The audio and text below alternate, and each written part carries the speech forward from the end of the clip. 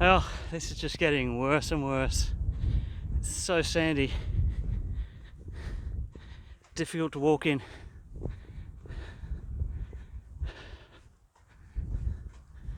Here we go. Walk the Yorke, Port Clinton to Ardrossan.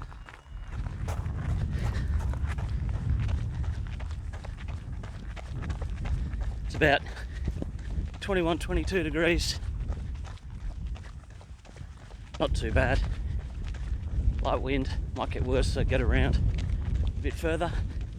But kind of heading all the way, I think around there. Oop, very bouncy at the moment. All the way around to the other side, past the salt works and the like. And hopefully the sand is a bit better now. Sorry, the sound is a bit better now because I've got on the new microphone cover, a new microphone for my phone. So let's get on with this.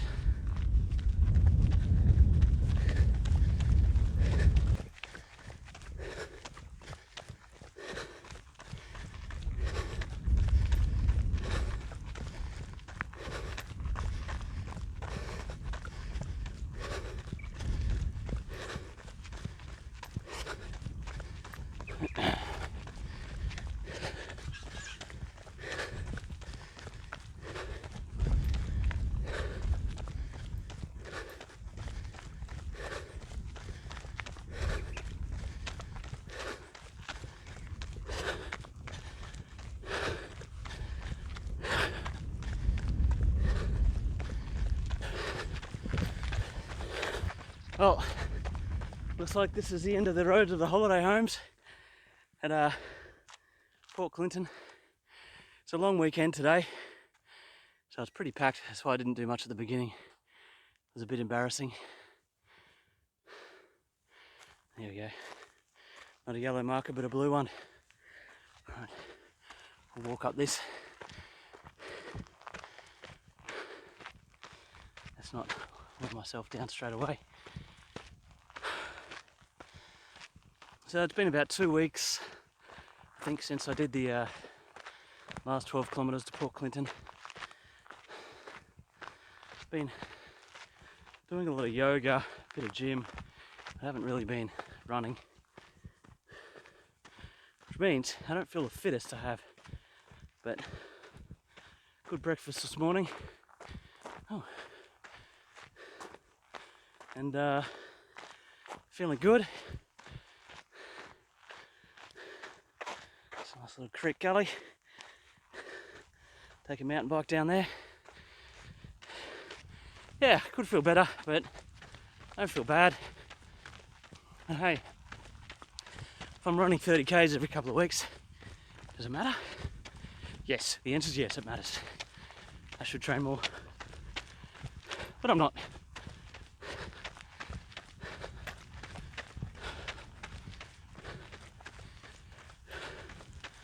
See the mud flats heading all the way out.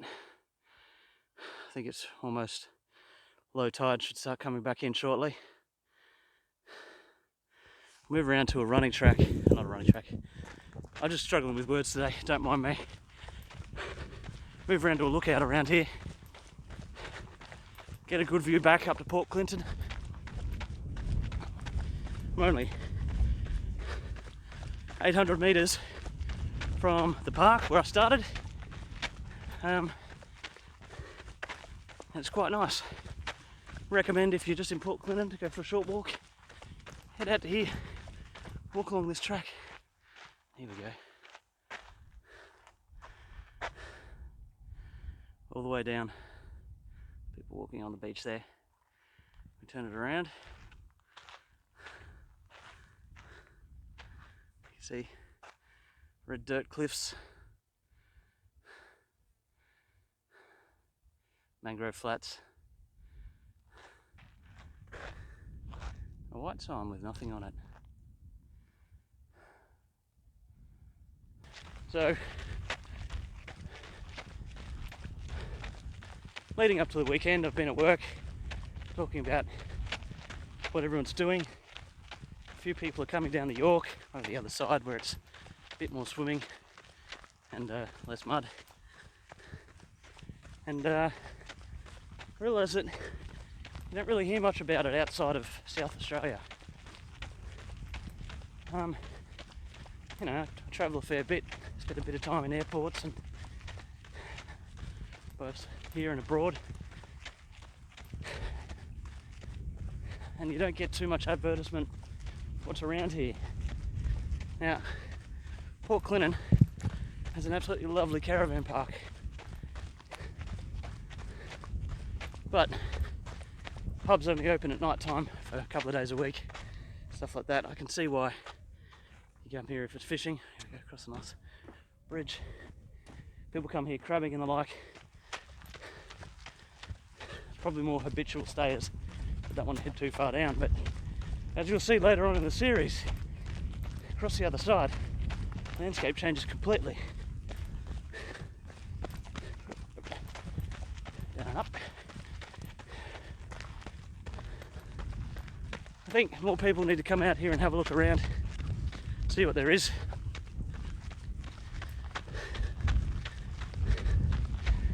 And even if you stay for a night somewhere that doesn't have as many activities,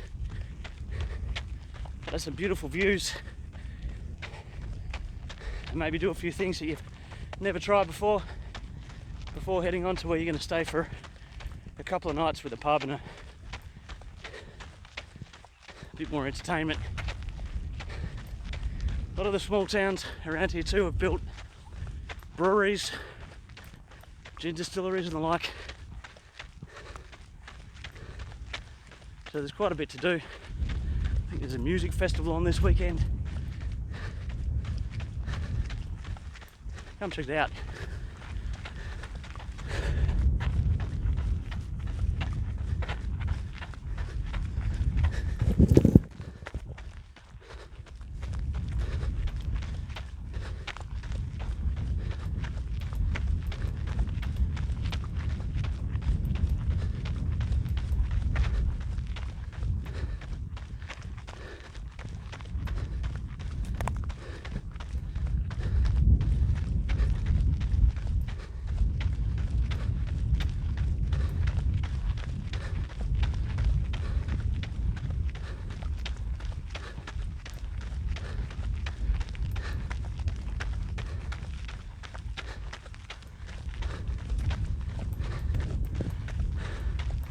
Coming up now to Price, still about 4 k's away, and that's the first town on this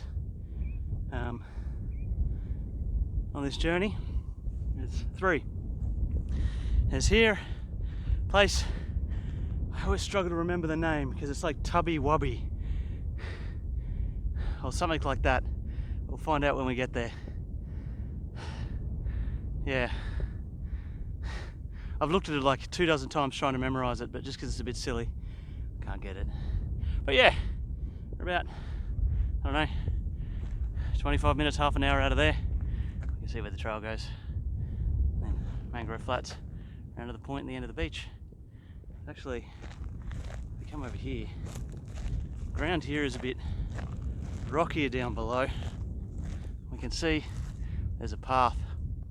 So this is shared by cyclists, this whole path. Sometimes it veers off, and we'll hit one of those today where the path heads away. And looking over there, I can see Port Wakefield, and I can actually see the trees in front of my house because we're quite near the water. Yeah, but yeah, we share this path with cyclists, and there's evidence of people riding along here, but they probably head more down that trail down there because, I don't know, it's a bit closer to the water. I think I'm going to join up with that just over there. I can see a yellow pole. Alright, you probably can't see it too well. There's a truck out there and a bunch of lads on their motorbikes coming back from their morning Sunday ride. As I said, long weekend here, so a lot of people out. I was going to do this tomorrow on the Monday, but it means getting back around the top of St Vincent to Port Wakefield is going to be backed up. What usually takes 10 minutes can often take several hours, to the point where on Friday afternoons, because we work south a bit of there, we've got to let our people go early just so they can get out of work and get home without getting caught in that massive traffic jam as people come over from Adelaide to enjoy the Yorke. So well and truly well known around here, or in Adelaide at least. There you go, if you want to see how tall the cliffs are coming up to the mangroves along here. And then this is a set of stairs I'm coming down. It's quite steep, but well built, well maintained. Certainly not going to run down it though. That way lies injury. And we come up to the grumpy excavator. About southern hairy-nosed wombats.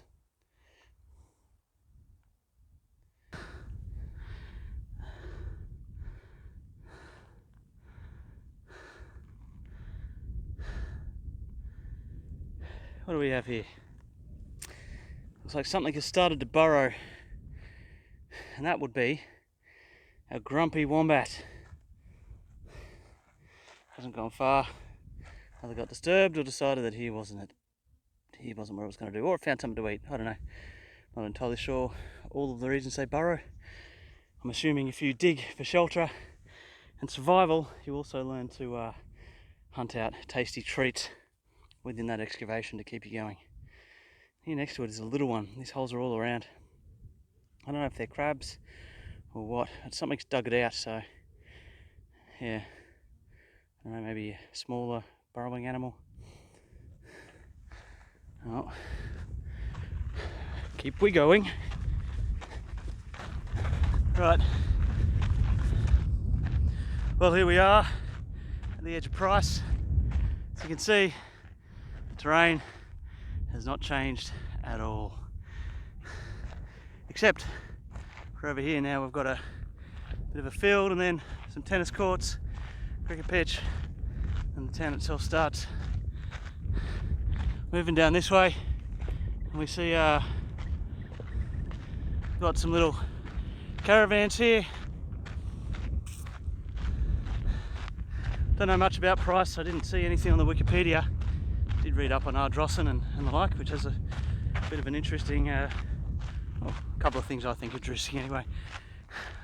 That's because I'm here. Who knows where you are?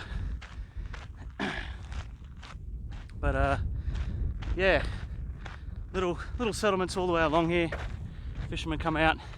Also over there, we have some salt ponds where they evaporate the water to get the salt.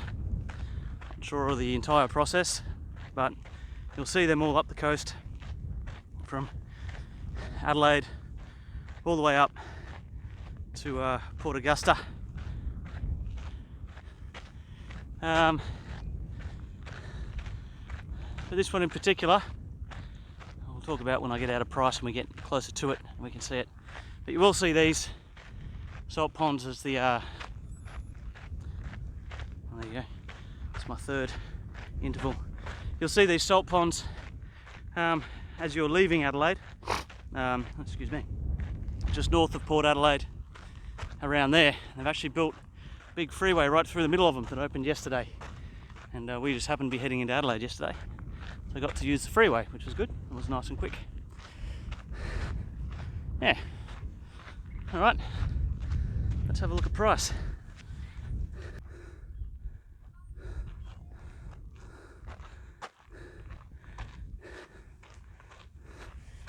Here we go. Price Railway. Can't quite see it because of that shadow. I'm out from Price out to the wharf. And then down the south here we can see salt garden, brine storage, and the like, part of the process.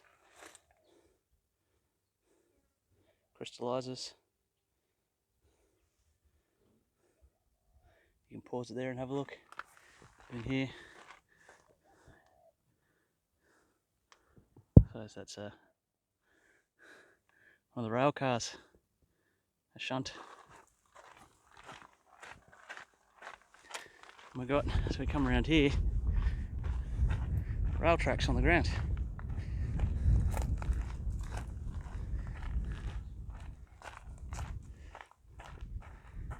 Dude, can you hear the whistle?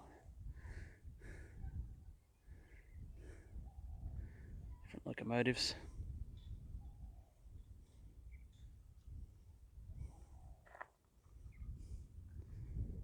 Right. And some ploughs and the like.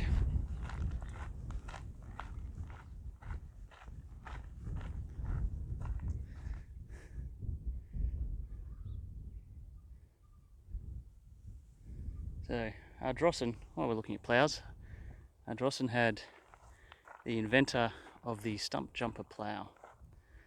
I don't know if they'll have anything there about it. I don't know if these are stump jumpers, but they look like it. Got little levers so they can go over things. So if you're driving past here, stop with the kids. Nice little place. Right, here we are at Cheltenham Solar Salt Products. So it's got 2,000 hectares of production fields, and they evaporate to create salt.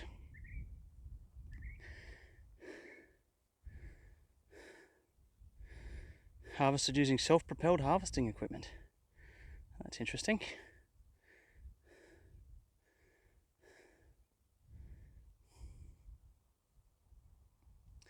And they're selling their environmental message as well. There it is there. And I believe that they provide a large share of sacks of salt, from what I read. So if you're watching this while you're eating your dinner or having some hot chips, it is likely that what you're reading came from here. So I read anyway. It may be a complete fabrication because, hey, the internet.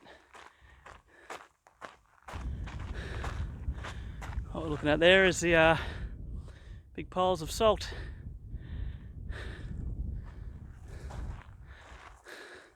Someone's house backing onto it. Either a bird watcher or a salt lover. It's the second place we're seeing that's for sale. That's a tiny little house in a big block. Other place was on the corner.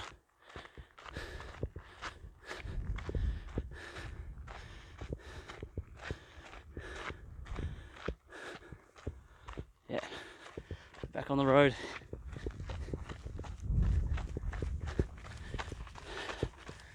There we go. Description of the process. You can pause that and read it. Bit of the history there too.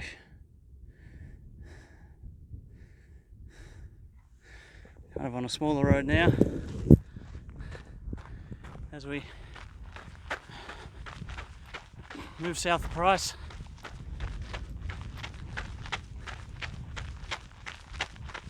On our way to Tiddy, Widdy. I still can't remember the name of it. I think that's pretty close, Tiddy, Widdy. Well, let's have a look at this then. Get down nice and low so you can see it. I'm it's quite slippery still. Kind of down below the flats. And we can see here, you can see the salt off that. Large crystals. I'm not gonna lick it, it's in mud. Just drying in the wheel ruts of this road that I'm running down. It's a fucking shit road too. Horrible road. But at least we got to see up close of what the salt flats will look like as they're drying out. Really close look at the crystals there. Yeah. Anyway.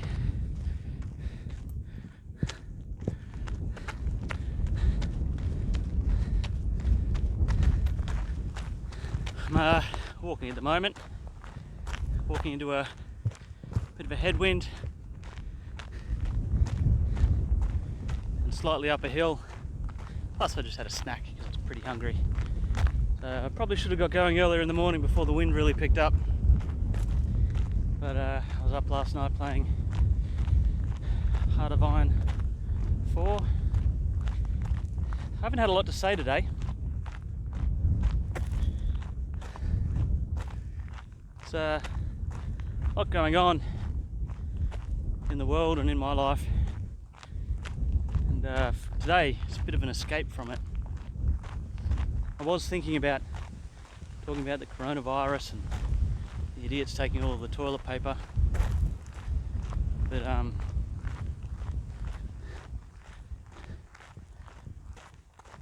decided not to. You're getting enough of that at the moment, depending on when you're watching this, and there's enough historical records out there for it. Trucks on the side of a road at the moment. I've seen a couple of cars going past. Just taking the coast road, I suppose. And this track is nice and wide, as you can see behind me. Need to get a better stick. Now I've got a good microphone. I might like you won't be able to hear any of this when it comes in.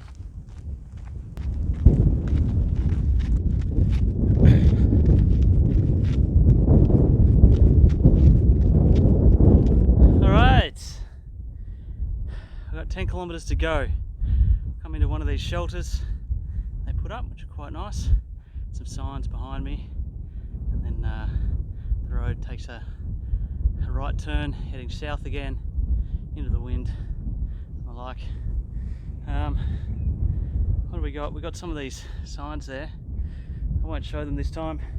You can come and check them out yourself if you're really interested. Talking about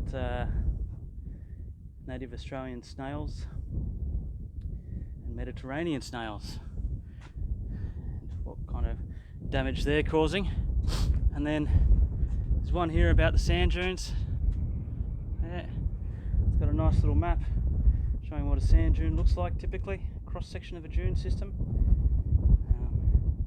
and how walking through them can cause a bit of damage. And it's probably a timely placed sign because there's a lot of people driving down this road. I jumped out of a way of a car that was in no way going to hit me before. So I was crossing back and forth, avoiding the corrugations on the road, and sort of saw out of the corner of my eye a four-wheel drive, so I jumped up onto the edge of the road. They stopped and they said, "We weren't going to hit you." I'm like, yeah, I wasn't paying attention. Wrapped up in a podcast. Yeah, but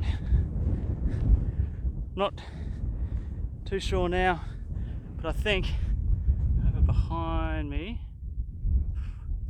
oh, somewhere over there anyway, I can see big white industrial tower looking things. That's probably at the Exhaustion jetty. So the end is in sight, but it is still a fair way away. Either way, whether I walk it or run it, I ran all of this bit here behind me. Whether I walk it or run it, I'm going to be getting to Ardrossan today. Regardless, just get that sense of satisfaction.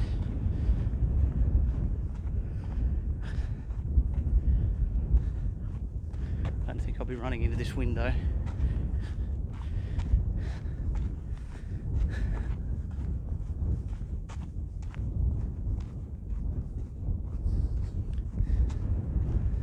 Oh, you see the path I'm now going along, it's quite sandy.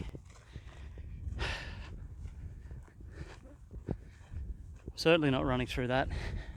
I'm running through this.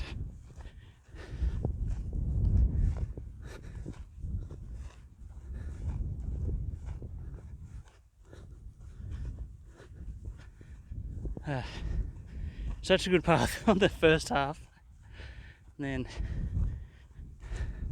a four-wheel drive track on the second. Oh well.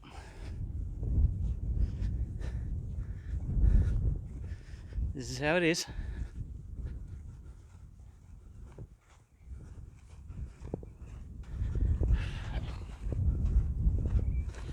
Well, this is just getting worse and worse. It's so sandy. Difficult to walk in.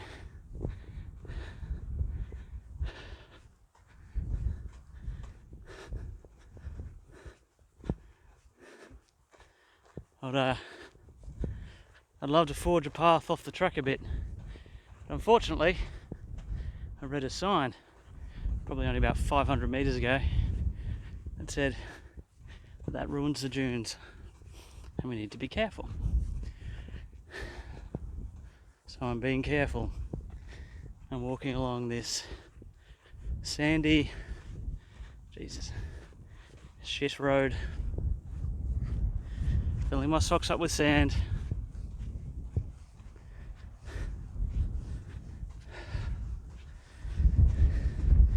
Going as slow as humanly possible.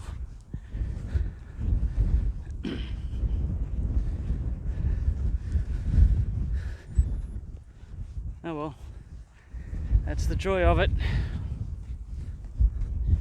I'm up on a bit of a rise now.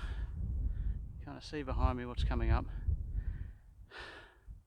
This trail does not get better. I'm tempted to cross the fence over there, walk along the side of that farmer's paddock. That's probably not very cool. Now a few trails have opened up here, as people are trying to bypass this, but all they do is create another one just like it. That one's no different to this one. I'm not going to get any more traction. So, walking along, thinking, why the hell do I do this to myself? Not feeling particularly good. Not very satisfied that my run, which through my own fault started way too late, and ended up with me walking a fair bit and running a bit, and now I don't have a choice but to walk. There's no running in this. Jeez, look at all these tracks converging right now. I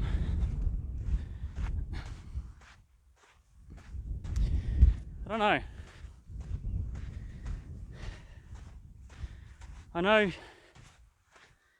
that the reason I'm filming it isn't because I want you to watch it. I'm not monetizing it, I'm not trying to make money. Not even trying to big note myself. Although I do appreciate those friends of mine that come back and say they're enjoying watching it. My family certainly seems to like it because it gives them a bit of time with me that they don't usually get.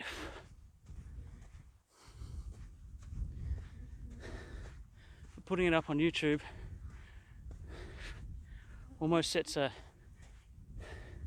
psychological expectation. I imagine that if I stop doing it, at some stage someone's going to ask, why have you stopped? And the reason will be because it was too hard. Don't know.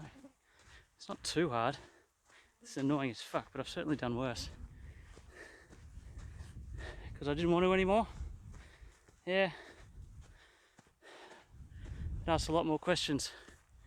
Why would I stop doing something that gives me, jeez, this hill,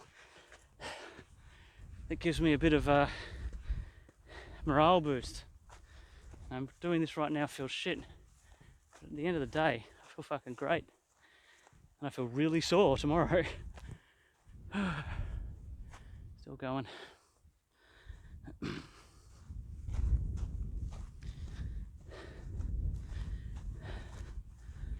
That's probably why I do it.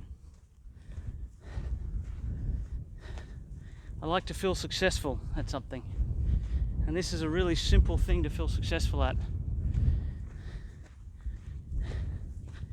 I could do it in smaller chunks if I needed to, and I'd still feel just as good. I think if I actually read the trail notes on the Walk the Yorke website, which is a really good website, I'd probably know this was coming, and split it up and done this as a separate day. But here I am, doing it anyway.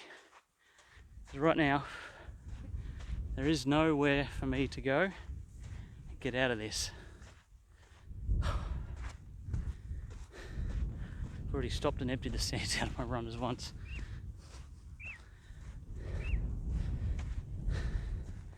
And that in itself is kind of liberating. Being here right now, obviously a lot of cars come along here, but my car couldn't get on here. So Sarah can't come and pick me up.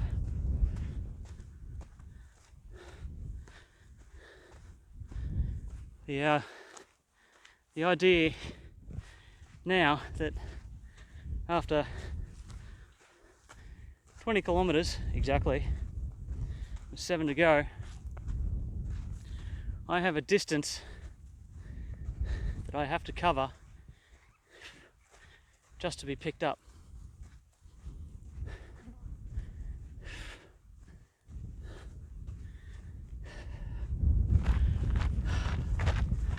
Just come onto a bit of a trail. It's a lot nicer.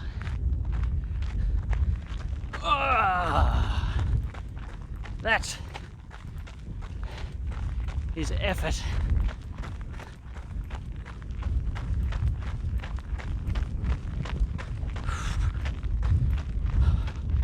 I think it's time to put some heavy music on, punch out these last Ks.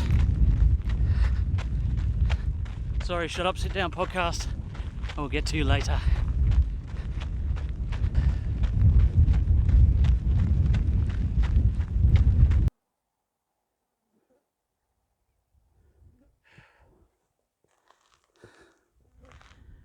That's a bit of Aboriginal wisdom. I started walking a while back. I think I ran probably a kilometre or slightly less. My body is screaming at me. Absolutely screaming. So I'm not going to stop because I'm almost there. I'm also not going to try and run too much more because I don't want to cause injury. Unfortunately, when walking it takes longer. I'd rather just get it over with.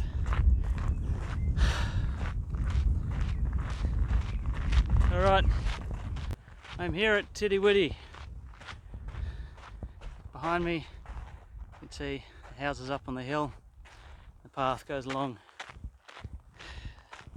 between the beach and the road. The wife's here, I'll see her shortly. And I am in enormous amounts of pain right now. My ankles hurting more than I was expecting, and my feet.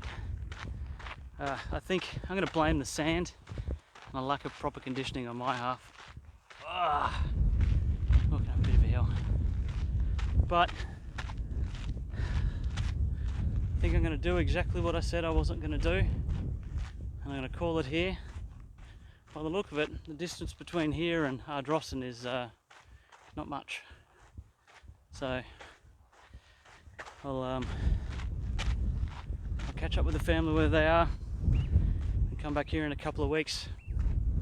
I think because of the nature of the trails from here on in, I'm going to need to plan them a bit better and break it up a bit smaller and do it more frequently. And that way I'll continue to enjoy it. And I've enjoyed this. It's been hard. That's been good. As I said before, there is satisfaction in doing things the hard way.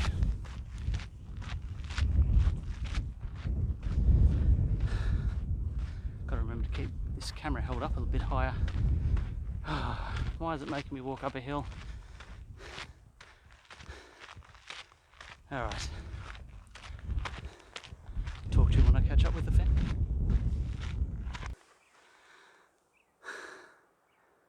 There's a bug that has killed a spider.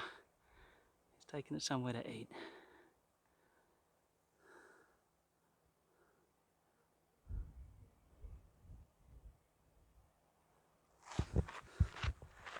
Beachfront. And if you look out in the distance there, big industrial pier heading out into deep water.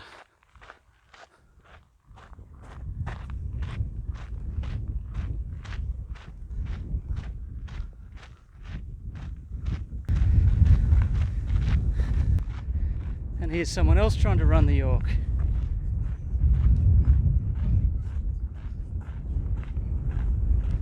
Hello, buddy. Hello. How far's the car?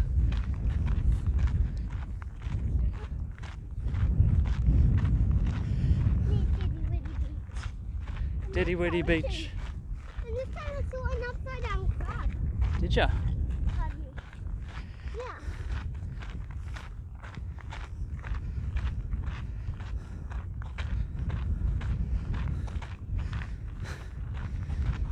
Hello. And it was a whole crab. Hello. Hold him back, I can't. Ah! Alright. Well, after my impromptu turning off the video there, because I got kicked in the balls by a mutt, do the last couple of 100 metres with the family to the car, and then I suppose another couple of weeks before I'm back. Daddy, what's the fluffy thing? And Ellie's asking about the camera microphone I now have, and the fluffy thing stops the wind getting through so much to the mic itself. We'll find out how well it worked when we edit the video. Alright, So the fluffy thing is the microphone. till next time.